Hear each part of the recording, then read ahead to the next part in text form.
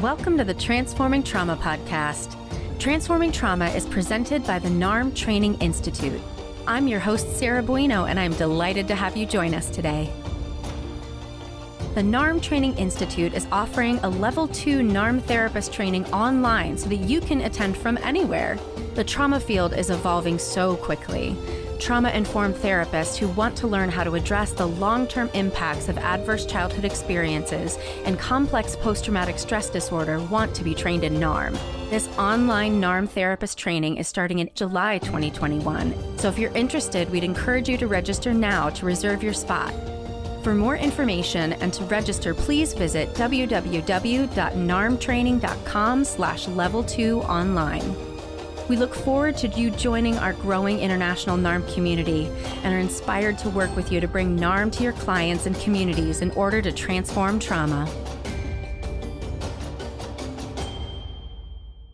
I'm pleased to introduce you to today's guest. Nick Larson is a songwriter, musician, and member of the band Próxima Parada. He uses his experiences growing up in dysfunction and then working on his trauma to create uplifting music that promotes healing. Born and raised in California, Nick currently lives in San Luis Obispo. So please enjoy my conversation with the amazing Nick Larson.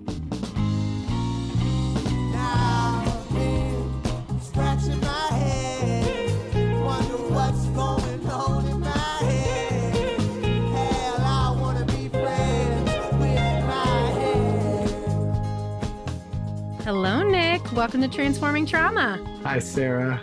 Such a pleasure. Yeah, this is take two. We just had some internet issues, but we are back and ready for action. So the first question we like to ask people who are on this podcast, as you know from being a listener yourself, is what do you want the listeners to get out of our conversation today? Great. The very first thing that comes to my mind is I wanted to encourage others to give themselves permission to use outlets, whatever outlet that may be. It could be music, but it doesn't have to. It could be poetry, anything, to use their suffering and use their trauma as fuel for creating art, creating beauty, creating something that feels meaningful to them. It feels really good to, I think of the Thich Nhat Hanh image of transforming compost into flowers. Mm-hmm. Yeah. And some of us have a lot of compost at our disposal.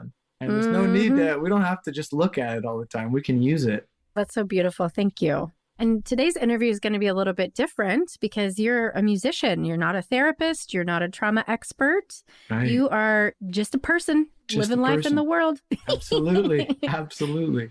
Will you tell listeners why you're here, the connection that brought you here to us today? Yeah, absolutely. So Brad, who's one of the producers, reached out to me after hearing me speak at a webinar for ACE's support network. So this is another organization that's just trying to help build a trauma-informed society. Mm-hmm. He heard me speaking about using music to help in my healing journey with trauma. And it sounded like he really resonated with the music and invited me to join you guys. It's such an honor and a pleasure to be here. And in any way that I can be of service, I'm so happy. That's awesome. And I'm really especially interested too, because I'm a musician as well. It's funny, I was thinking about this before today, and I'm more nervous for this episode than others because I've been so focused on being a therapist for the past 12 years that I've really gone away from music quite a bit. So I was thinking oh my God, I can't even speak anymore. What if I forget what harmony means? I don't know. Oh my gosh. No worries. No worries at all. When you say you're a musician, do you like to play a certain instrument, sing? I sing. Yeah. Wonderful. Yeah. Yeah. But let's talk more about you. Okay. Let's talk about you. This is I'll not let you my off interview. the hook. This is you, right? We'll see. I may throw some stuff in, but please, you're invited.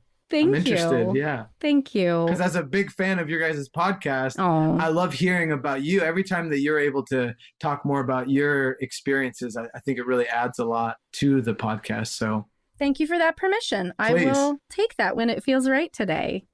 But I'd love for you to, start telling us your story, and wherever feels appropriate to start, to whatever level of detail feels relevant for you to share. Yeah. What led you to writing music and using it to heal your trauma? Right. Big question. Yeah, big question. And there's so much to say there. I'll just start at senior year of high school. I was really into playing sports in high school, and I had zero experience with music. Really? And I was under the impression, especially in high school, that you kind of had to make a decision. Were you a musician? Were you a sports guy? Yep. What type of person are you? Where do you line up? And I, for some reason, didn't know that people could do both. I saw the band kids and I saw the athletes. And I chose athletics, and I was playing rugby my senior year of high school, and it was the spring, and I dislocated my shoulder the week of the first game of the season. And it took me out for the season. And the way that I hurt my shoulder, I wasn't able to do many forms of exercise. I was pretty badly injured, but I could keep my arms at my side. And I had a friend that was a jazz piano player. He was a high school kid, and I would go to his house and I started just kind of tinkering around on his piano, and it awoke something in me. I didn't understand it at the time. I just felt this burning desire to improve. I felt like I had to catch up. And for some reason, I was okay with sucking at it. I was, it's hard to be 18 years old and to be new at something, especially when you have peers that are really good by the time they're 18, right? Yeah, right. It was tough. So, as a freshman in college, I'm, using the common area dorm room piano to like play my tiny little 1-2 chord songs. And I'm really awful. And people would walk by and look, and it was a challenge. But for some reason, I just felt so driven to improve at that. And at first I didn't write songs that the second I started playing. I love the Beatles. So I was just like, I want to play Let It Be, So I'm just like, start by playing my little Beatles songs. And I also didn't sing growing up. But you have a beautiful voice. Thank you so much. Thank you. And that's really been a huge part of the healing journey too, is allowing my voice to sound the way that it sounds without filtering it, without holding back. And that seems like a life skill too. It's like to be able to let yourself be seen by others and be heard by others. It's vulnerability. It is such a practice in vulnerability, as you know, playing music and being a singer. So much vulnerability required. As I started to finally write songs after playing music for a couple of years, I was starting to feel things. I think I've spent the vast majority of my life fairly numb, and I could turn to anger. That was a great emotion I could always turn to. That was allowed and maybe even encouraged around me, right? Anger was good as a man. But sadness, pain, sadness just didn't feel like there was any space for that. And, music definitely opened up my heart. I started to actually feel things. And next thing I know, I'm using music to make sense of my experience and trying to understand. I think the very first song that I ever wrote that I felt connected with was a song called Resilience. And it says, I'm a blade of grass that pushed its way through the pavement. I was for a couple years into playing music, and all of a sudden I'm like, oh my gosh, I resonate with what I wrote. And like, I didn't even understand where it came from. It's not like, oh, I'm going to use my wonderful intellect to, fashion this song. It was organic. It was organic. There was just feelings coming out of me all of a sudden. And I had the sense to be receptive to that and actually take it seriously and write it down. That to me has felt like the biggest difference of why I've written so many songs, is because when something comes up, I listen. I don't think that I'm naturally gifted. I don't think that there's something special. I think I just listen.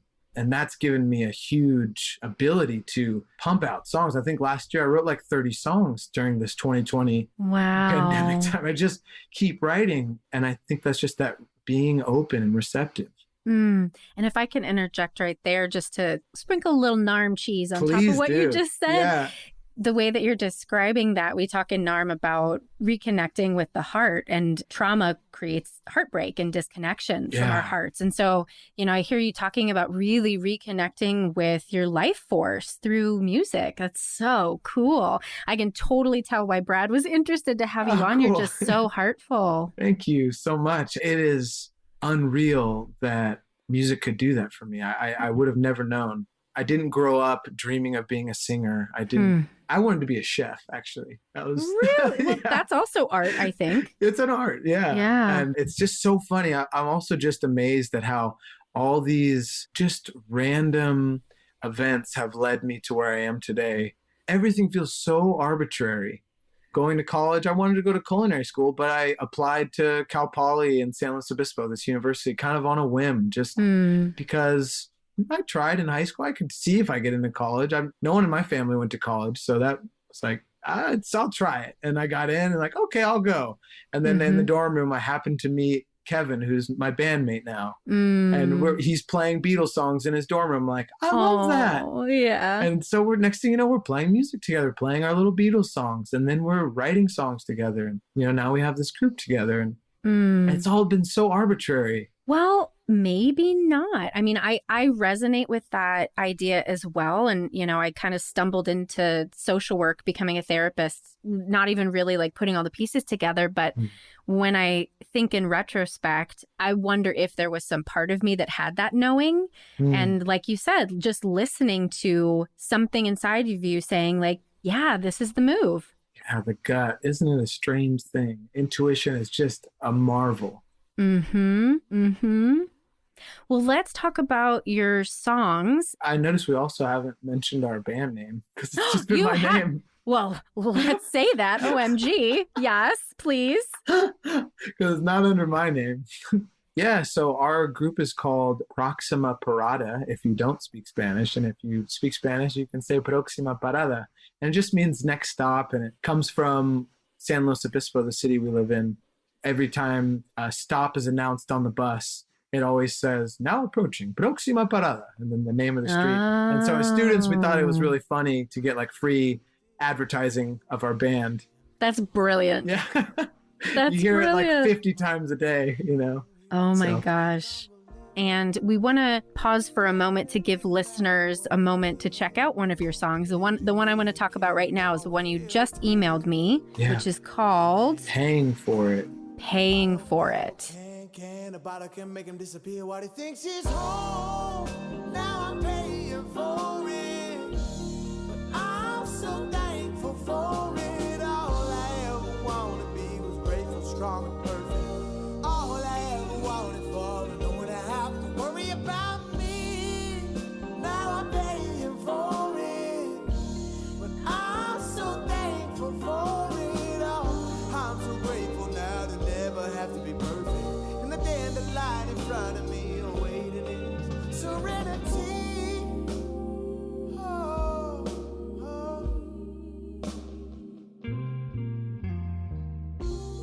Talk about this song. Talk about Paying for It. Paying for I'm looking at the lyrics right now. Yeah, Paying for It is another one of those songs that, after it's done being written, I'm like, wait, that came from me? Oh my goodness. I don't have any memory of writing it.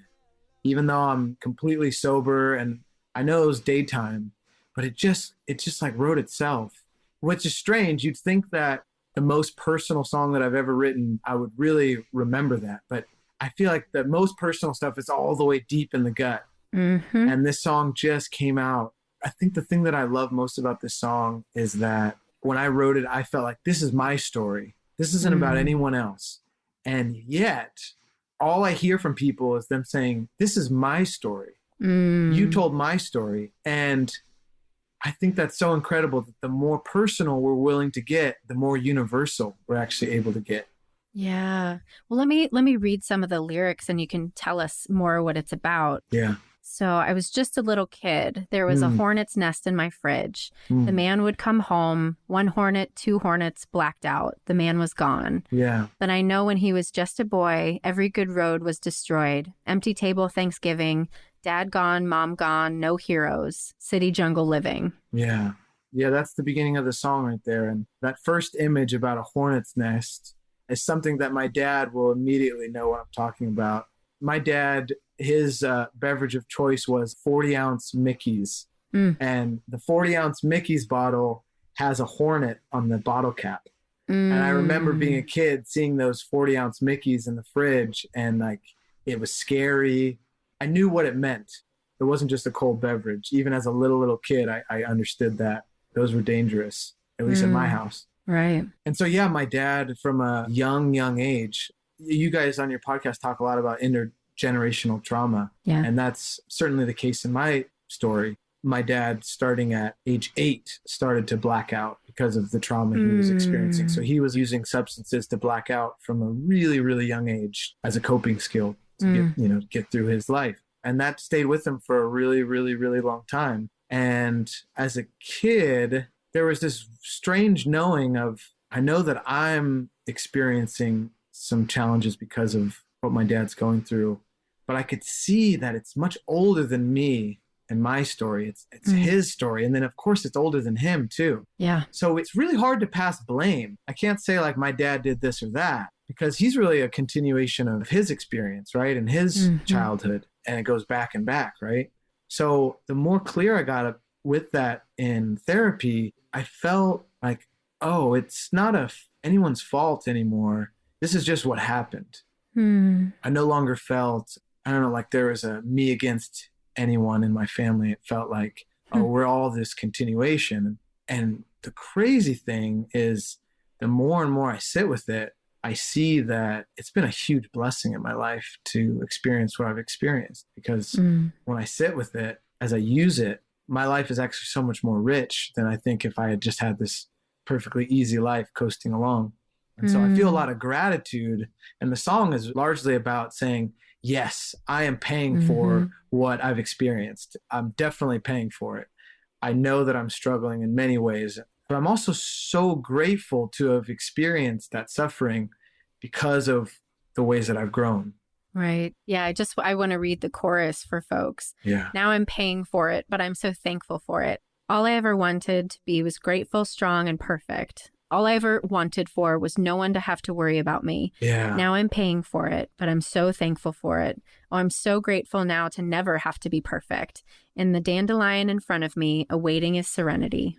Yeah. So, we all respond to dysfunction in different ways, right? Growing up in dysfunction, I thought if I was the perfect one, no one had to worry about me, then I wouldn't be causing any more ripples, right? I don't want to I see that my parents are suffering.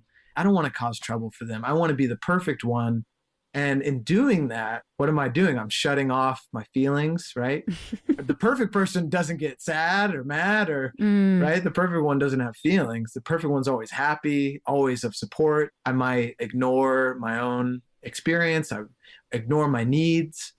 And that's what I wanted as a kid, right? And all the way into my 20s. But through therapy, I could see how I grabbed onto that and how it served me for a long time. I know it was very helpful. And so, yeah, the song, I'm not mad about having taken on that role of trying to be the perfect one or something, because now I can see I can let go of that. I don't ever have to be perfect. And I want to see something as beautiful as serenity in something as simple as a dandelion flower. And that was an image that I got from Thich Nhat Hanh, who's just been he's been a huge influence for me, this Vietnamese Buddhist monk. I don't know if you're familiar with him, but yeah, just a big fan. And that image of a dandelion is like something that's so easy to look past. Because it's a weed, technically. It's a weed. Yeah. And they're all over where we live here in California. So. That's so beautiful. And there's so much that you were saying that is exactly what we talk about in NARM, about having to shut down our emotions. We disconnect from ourselves in order to survive. And I heard you say like that was a strategy to protect yourself. Totally. Yeah. And I was curious. I'm glad that you said that you went to therapy, because I was like, if music just did all of this for you, like you are something special, buddy, because music did not do that for me, though healing as it was. No, I started going to therapy when I was 25. I'm now 31.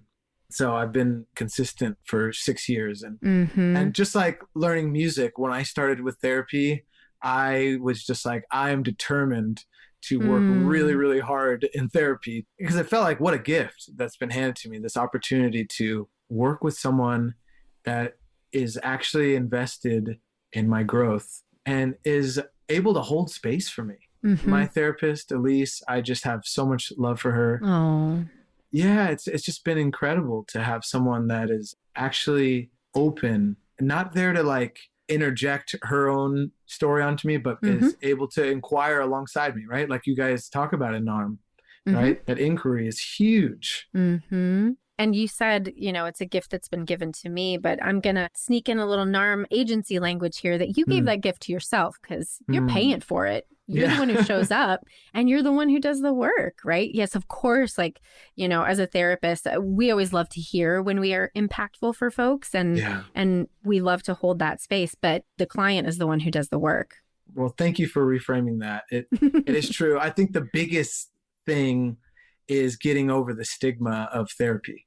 Let's talk about that because I don't talk to quote unquote normies very often. I spend all of my time in therapy circles and I forget. I'm a straight up normie. Yeah.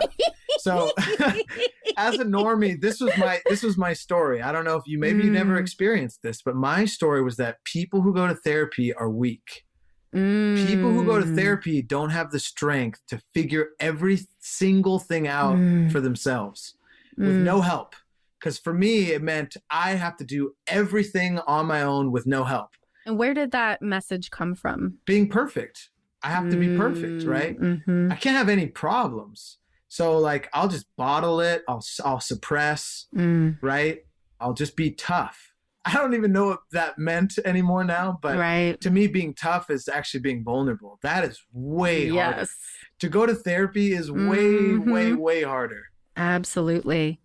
Yeah, it's so interesting because I wanted to go to therapy and I knew my mom wouldn't consent for it. So I had to like run around and try to figure out how to get it without them knowing about it. It's so... I had to date a therapist in order to understand that that was valuable. Well, whoever she is or he, whatever, thank you. Yeah. Yeah, thank you for that. Yeah. Oh, wow. That's so cool. She definitely helped just see the stigma that I held so strongly. Yeah. And it was helpful because like building intimacy with someone who's becoming a therapist is like, oh, I can see where you're coming from. And she helped me so much with like, no, it's not about fixing people. They're not, that's what I thought is like, oh, you think you can just help me? Like, no, I'm doing it all myself. And she's like, it's pretty much what it is. Like you are doing it yourself, but you also have someone here to support and ask the right questions and reflect and be a human being with you. Wow. And I'm curious, how did your songwriting change as you went through therapy? That's literally any song that I really love and am connected to is from therapy. Absolutely. Yeah. So starting with our album Big 7 in 2017, like that's when I feel like there's a depth to the songs that I write. And that's, it's like pre-therapy and post-therapy. Absolutely. Oh, wow. Yeah, cool. yeah. 100%. Are there any ones in particular that stand out? Time in a Circle is one that people really resonate with from that 2017 album. And that was the first really vulnerable song that I ever wrote. So Paying For It is the song we spoke about just before. And that is from a 2019 album. But so from the 2017 album, Time in a Circle, I didn't want to release because it felt just too vulnerable. I can't let people see me like that. I'm not perfect. It just felt so bad to paint myself in a true light and the tenderness that I was feeling at the time, you know? I don't have those lyrics. Can you recite them? Or I know sometimes like I can't recite lyrics. I can only sing them. I have a strange knack for lyrics, but the verse is really simple. It starts out saying, I don't know what I should see, but I'm looking. Oh, so I had no idea what I was doing in this journey, right? But my willingness to show up, that's what I can take responsibility for, is I'm going to keep showing up and looking, right? And so then it says, I decided to open my door up, but I hate the way my house looks now. Wow, these are serious. I feel that. I don't really know what I should see, but I don't really know what I should see, but I'm looking.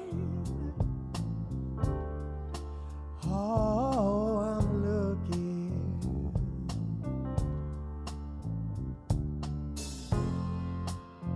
I decided to open my door. I decided to open my door, but I hate the way my house looks now. I'm gonna find my simple way, open up. Yeah, so I didn't know that I struggled with self-love until therapy. I thought, like, honestly, the word self-love was a huge turnoff to me. It was like, self-love, that sounds like weak baby stuff. Like, what is self-love? I don't even get it. And then therapy comes along and I'm just like, oh, I know why I have an aversion to it, is because I don't experience it. I can relate to that too. Yep. Mm-hmm. So for the first time in my life in that song, Time in a Circle, I'm open. I'm like, I'm letting people actually see me, not for the person that I want you to see me as, but for the person that I am. And it is scary. It's scary. Wow. And I super relate to that in terms of lyrics, putting something out there that's like so personal.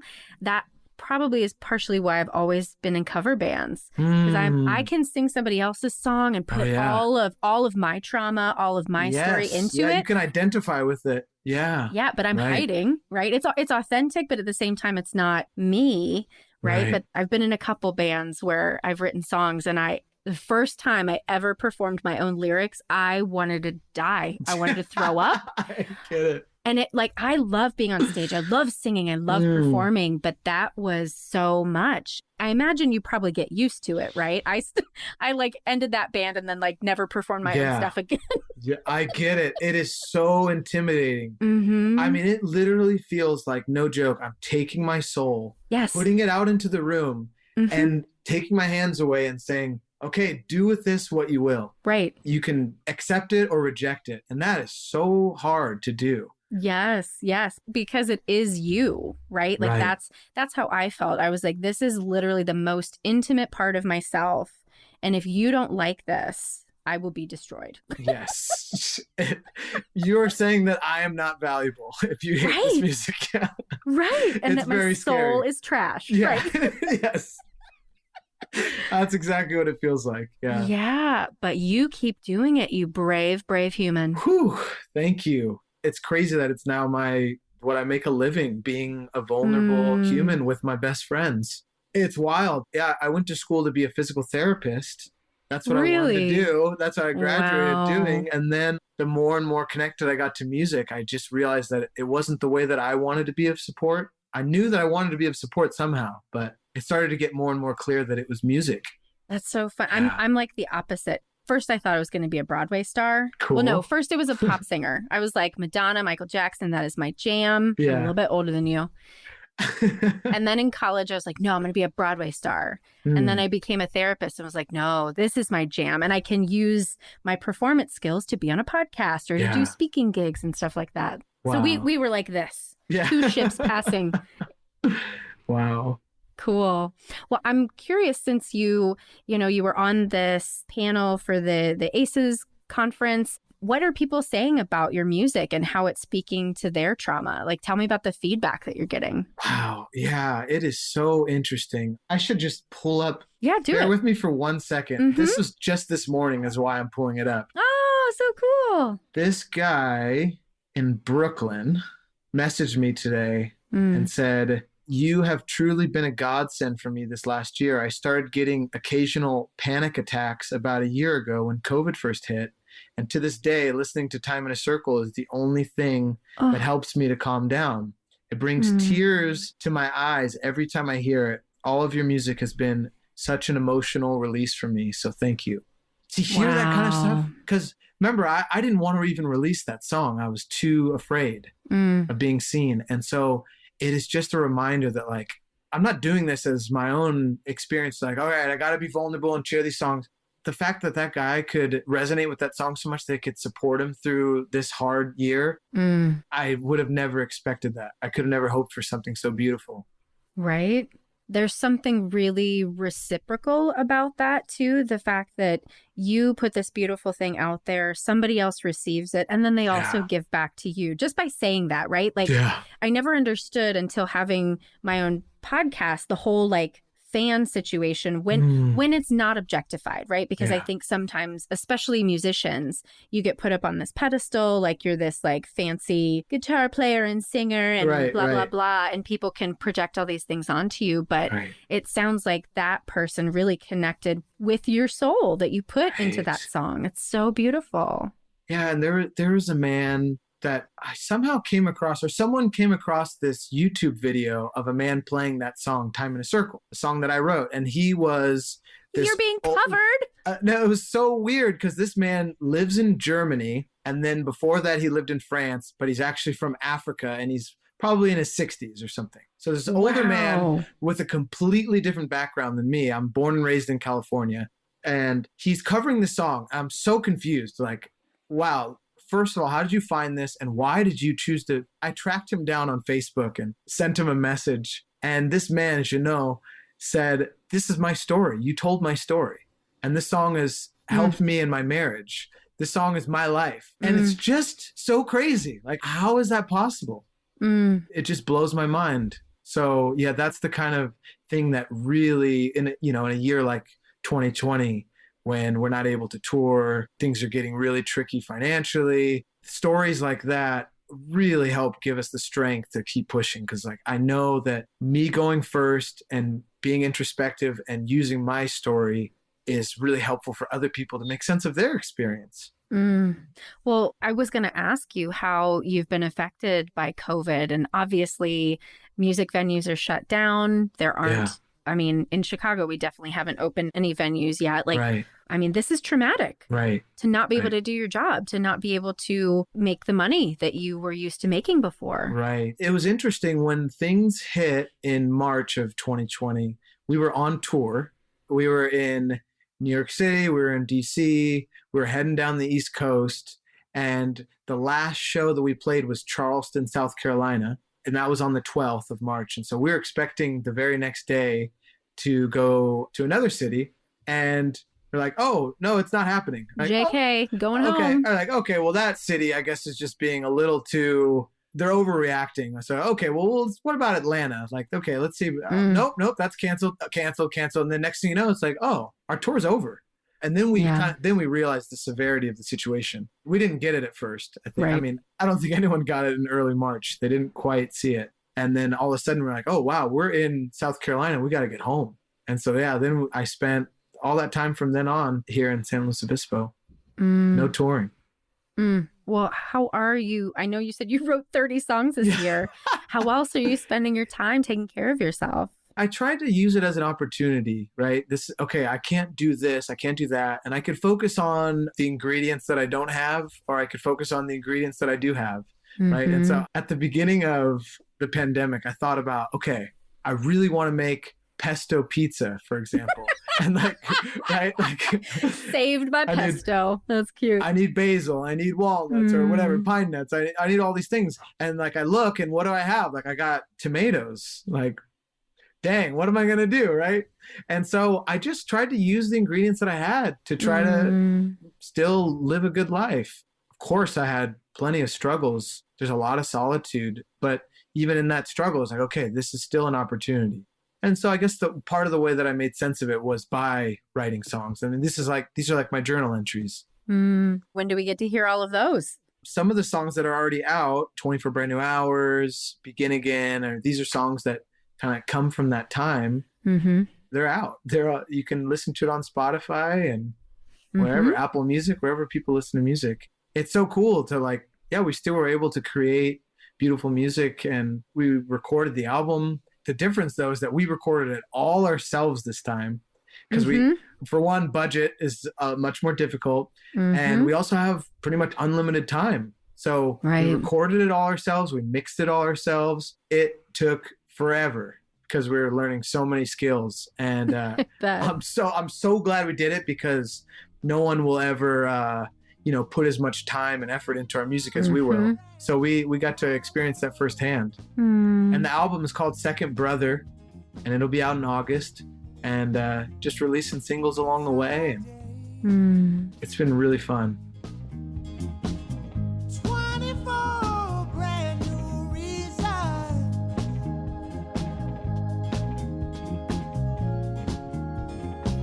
why we're not the same. We don't have to play cards with Poseidon.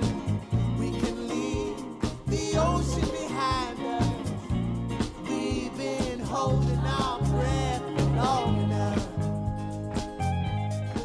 That's so lovely. There's something about you that's so resilient. I mean, and I'm always tuning in for spiritual bypassing because that's a trauma that I dealt with growing up. And I don't sense that with you. I sense that truly you really are able to shift and not look on the bright side necessarily, but like you said, work with the ingredients that you have in front of you. And that's really very special. Not everybody has that gift. Thank you so much. I think it helped me growing up a lot to always tell myself that things could be worse. But now my work is to say things also could have been better. So I'm trying to give myself permission to feel the things that I need to feel. So resilience is almost like, that's my baseline. It's like, okay, I'm able to be resilient. No problem. I'll truck through anything. But I also like keeping up with therapy this year, keeping up my meditation practice. I need to continuously confront the challenges as well, because it's easy for me to just be positive. Yeah. It's interesting. Anger for me was the shy emotion. So I think we're also flip-flopped there because you said sadness was hard for you, but anger was hard for me. Only my dad was allowed to be angry. Oh, yeah. Yeah. Everyone's allowed to be angry where I come from. So, very interesting. Yeah. Even at a very, very young age, from the very beginning, I remember we could always punch holes in the wall. That was okay. Yeah. Now it's like being aware of when those feelings come up, but actually seeing what's the unmet need here, right? Yeah. Isn't that always the case? There's some unmet need, and that's why anger comes up for me. Absolutely. Yeah.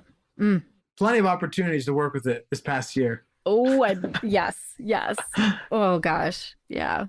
Well, shifting a little bit, but something that I was thinking of as you were talking about your songs, you know, part of why I think music is so healing, not only, you know, the experience of writing the lyrics and getting them outside of yourself, but also literally like the physical sensation of playing music and singing, especially the vibration. Yeah. And like receiving that energy and creating that energy, I think is also part of the healing nature of music. Interesting. Yeah. Like as an actual physical practice.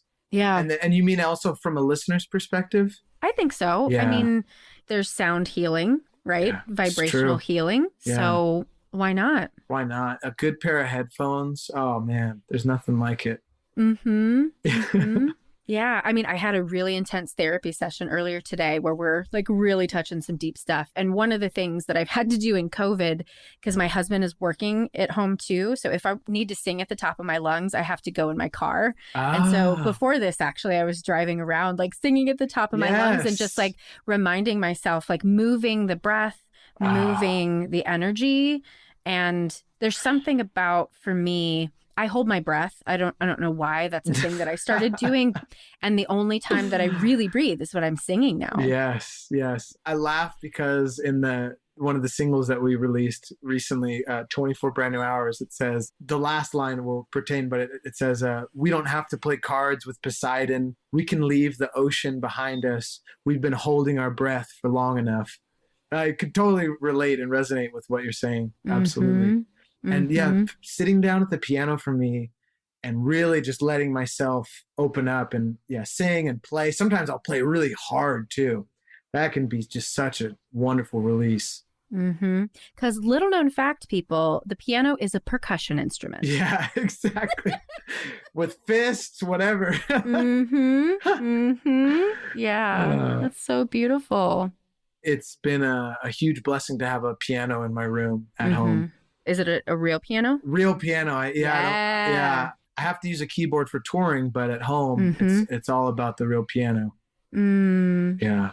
That's so lovely. Well, I feel like this is a beautiful place to wrap up. And I want you to share all of your social media and where people can find you, all of that jazz. Cool. Yeah. Well, we're called Próxima Parada. We'll be on tour a lot coming up this year. And wait, are you going back to tour? Yes, we will. When? Yeah. When are you coming to Chicago? In June. That'll be really soon. Yeah, we'll be. We gotta hang out. Yeah. We'll definitely hang out in person. I would love that. Yeah. Yeah, the last place we played in Chicago was called Cubby Bear, right across from Wrigley Field. Right down the street from me. Oh, there you go. And we loved it. So we'd love to go back there as soon as it makes sense. So yeah, Chicago is a favorite city of ours. for sure.